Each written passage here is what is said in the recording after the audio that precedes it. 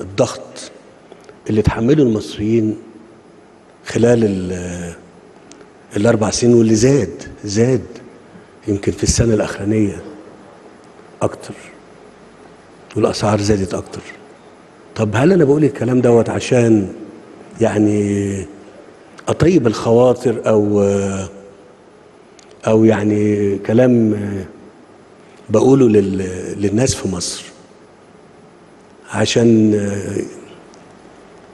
يستحملوا أكتر، ولا يبذلوا جهد أكبر، ولا عشان يخلوا من بالهم من بلدهم أكتر، ولا إيه؟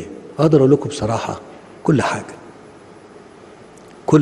إحنا 106 مليون وعندنا عدد كبير قوي، أنا قلته قبل كده 9 مليون موجودين معانا هنا. وزي ما انتوا شفتوا